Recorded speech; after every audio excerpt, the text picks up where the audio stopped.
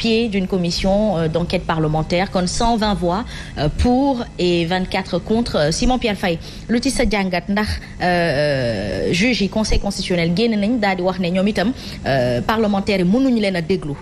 Quelle sera la suite à quoi peut-on s'en tenir? Ben la suite on attendra parce que déjà hier à l'Assemblée nationale gis nga yenn députés yi boo leen dégloo ñoom annoncé nañu déjà la couleur du genre bu fekkente ne conseil constitutionnel en tout cas ñañ cay convoqué bu dee dañoo bañ a ñëw wuyu si Assemblée nationale ñoom tam nañu xam ne députés yi tam bés bu ñu leen soxlaa amaana ce sera la même posture. Donc on verra bien ce qui va se passer mais ce qui est sûr c'est que hier lenn li ñu fi waxoon moom la ñu gis Assemblée nationale démb. Parce que tu as vu autour de cette affaire il y a plusieurs camps politiques yoo xam ne ils ont fait cause commune pour mën a défendre cette résolution du Parti démocratique sénégalais et ñi ciy gën a ràññee mooy waa Benno. Quand on parle de Benno c'est bien sûr ñi nga xam ne ñoom ñoo féetewoo ak nguur gi. On a vu comment ils ont défendu avec acharnement lii nga xam ne moom la Parti démocratique sénégalais doon sàkku. Donc benn jeu d'alliance boo xam ne xëy na c'est le prolongement également de li ñu gis depuis un certain temps en tout cas depuis le dialogue qui a été convoqué par Macky Sall. Cause commune autour de cette élection présidentielle, cause commune pour faire la lumière sur li nga xam ne moom la waa Parti démocratique njortu ne am na ay juges yu ñu corrompre ba amaana ñu tege wet candidature u Karim Wade ñu tege wet yeneen candidature yi donc loolee yëpp également il faut mu leer et il faut mu leer boobu je pense que ñun Sénégalais ñun ñëpp ñun taxaw nañ ci pour mu leer parce que loolooy ragg suñu der wala peut-être moo mën a defaraat suñu image c'est pas parce que c'est des juges du Conseil constitutionnel que duñ leen enquête wala duñu càmbar seeni ay mbir. Les juges du Conseil constitutionnel ñoom eux-mêmes ci communiqué bi nga xam ne génn nañ ko barki démb ne bañu ñu mbir mi leer mais juste que nañ ko teg ci yoon tenant compte de la spécificité de l'institution qu'est le Conseil constitutionnel tenant compte également du statut de juge yi nga xam ne ñoo koy composé. Qu'est-ce que cela voudra dire?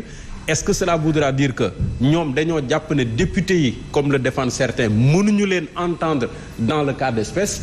Lan mooy doon cette attitude ñoom waa Conseil constitutionnel par rapport ak cette commission d'enquête parlementaire bi nga xam ne adopté nañ ko naka démb à l'Assemblée nationale on verra bien ce qui va se passer mais déjà gis nga tiraillement bi en dehors de ce bloc qui a fait bloc pour faire passer cette résolution du Parti démocratique sénégalais am na ñoo xam ne ñoom dañoo rasu voter contre parce que peut-être certainement yaakaar nañ ne contexte politique bi moo leen gën a favorable yaakaar nañ ne ñii nga xam ne ñoom ñooy def lii dañoo nekk ci condition wu reporter la présidentielle et justement on a vu des députés qui ont porté ce plaidoyer hier à l'Assemblée nationale donc ñeneen ñi amaana loolu la ñuy bañ ba voter contre non seulement voter contre mais duñu siéger ci commission bi et cette commission qui devait être composée de 11 membres sera finalement composée de 9 députés on verra peut-être par la suite ce qu'il faudra en retenir mais le fait est là que commission bi moom taxaw na.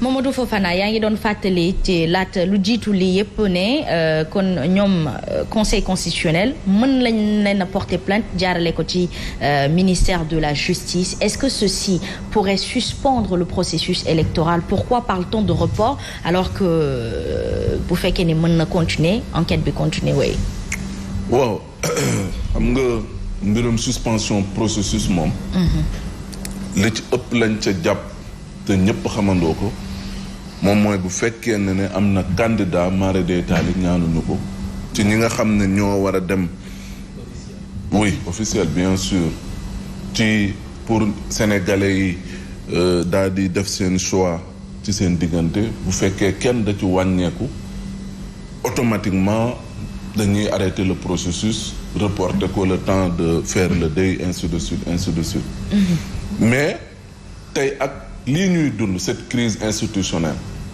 parce que bu Assemblée nationale waxee ne nañu dem vers ce qu'on appelle la mise en place d'une commission d'enquête parlementaire cela veut dire qu'il y a problème.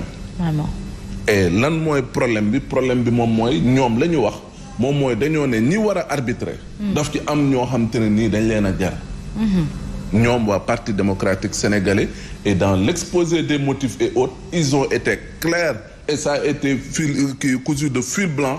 par rapport ak les accusations yi nga xam ne porté nañ ko contre justement ces juges constitutionnels. et la preuve ba conseil constitutionnel ñoom ñëpp dans toute sa composante génn un communiqué pour wane ne ñoom ci seen bopp du ñu nangu ku leen sorxo et parewuñu pour démissionner waaye bëgg nañ mu leer gis nga réaction bi nga xam ne parti démocratique sénégalais amaat na ko. mooy lan dañoo sax enfoncer le clou par rapport ak ces accusations yi nga xam ne am nañ ko ak le conseil constitutionnel. maintenant est-ce que mën nañ dem vers des échéances yoo xamante ne nii arbitre bi ci boppam dañ ko ne yow dañ la gar.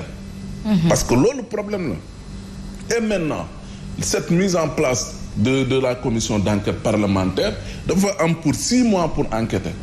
maintenant par rapport ak li nga xam ne moom mooy sàkkuteefu tey parti démocratique sénégalais ne le temps que ñuy def enquête parlementaire mënuñu fi def ay élections parce que bu fekkee conclusion yi moom mooy je n'accuse personne. parce que encore une fois il faut comprendre que ces juges-là bénéficient de ce qu'on appelle une présomption d'innocence mais bu fekkoon ne ñoom tey jii nii par rapport ak lu ñu ne yëpp am nañ ko lu lourd teg nañ ko ci table bi mais bu fekkee loolu am na ne gëw ma ne li jëm ci élection bi mën nañ ko continuer parce que quand même ñun ñëpp même bu du fekkee ne parti démocratique sénégalais wala Benno ñun ñii nga xam te ne nii ay nit ne ñoo xam ne on est doué de raison xam nañ ne nit koo xam ne dafa takk mënut a ñëw pour taxaw pour ne day jéem a arbitrer par rapport ak ñaar ñoo xam ne dañoo jàkkaarloo waxantuma la ak ñaar fukk ñoo xam ne ñu ngi bokk benn langue. donc loolu justement moom mooy enquête parlementaire ba fan la mën a jëm et fan la mën a yóbbu processus bi ce qui est clair bu fekkee ne dañoo imposer ne il faut ñu xaar le temps que enquête bi mën a continuer parce que bu fekkee ne il est avéré que Karim a été lésé mais su boobaa mënuñu wax ne c'est une élection boo xam ne bu jaar yoon la parce que il y a un candidat boo xam te ne nii salfaañe nañ ay ak yelleefam teg ko loo xam te ne nii jaaru yoon et l'idéal peut-être fa lay terminer en conclusion moo di ne élection dafa war a transparent élection dafa war a leer démocratique et tout mais elle doit être aussi inclusive et loolu da ci am solo. dama koy dëgg parce que sunu 7 sages. parce que tànn ñu Asma def ko ne ko da ngay bokk ci 7 sages tànn ñu Simon. tànn ñu mënoon nañ tànn ku ne. mais 7 sages lu muy signifier moo di yéen ñu doy. ñu jël leen teg leen fi yéen a amee kàddu gu mujj gi. xam nga loolu duñ tànn n'importe qui ñu daal di ko fay teg parce que déjà tur bi rek sage wundu na lépp. boo demee ci maggi dëkk ya. sage ñooy toog ci taatu garab gi. problème bu am ñoom ñooy joxe seen xalaat ñooy joxe seen kàddu gu mujj loolu la ñuy appliquer d'accord nañu donc lu ñu toll tey bu ñu amee ay tuuma yu ñu teg seen kaw ne serait-ce que pour ñoom choix bi ñu def ci ñoom sagesse bi ñu gis ci ñoom ñu gis ne ñii ay boroomi xam-xam lañu war nañu utiliser sagesse boobu joxuma leen ay leçons nag parce que mënuma leen jox ay leçons mais loolu rek war naa mën a tax ñu ne commission d'enquête bi lu ñu bëgg dañ leen ciy topp ngir mu set. Très bien. Même bu dee dañuy ñëw ngeen déglu ñu dinañ ñëw ngeen déglu ñu parce que nag bu ñu tànnee ci ay gor teg ñu loolu rek war naa mën a tax nag loo leen bëgg ñu fekk leen si parce que li ngeen di wax amul. D'accord. léegi ñooñu mu des si waa parti démocratique sénégalais. ñu teg seen i preuve ñu def confrontation parce que tam ni moom dafa mën a wax de il faut ñu bàyyi ci xel de yéen bu joxe résultat jotee yéen la bu yéen a tànn candidat yi yéen a génne liste officielle bi waate bu ñu continuer loolu ci élection yi. bu ñu continuer ci élection yi ba ay résultats génn si enquête bi dem ba ne ndekete yoo waa parti démocratique sénégalais li ñu doon wax am na waa léegi nu ñuy def. Est-ce que les élections ne seront pas contestées? Est-ce que le résultat surtout des élections ne sera pas... C'est sûr que les résultats yooyu dañ koy contester. C'est sûr que nag boobaa ñi nga xam ne ñoo porté combat dañuy contester résultats yi see mujjee génn. D'accord. waxuñu ne nag bu élection am nañ dàq élection yi. stoppé loolu ñoom ñooy loolu après décision bu ñuy jël la. Mais justement. Et il n'y a pas que Karim Wade, il y a les spoliés également. ñoom ñëpp ñu ngi ci biir l'initiative. Donc c'est plus de apparemment c'est 50 personnes qui demandent justement le report.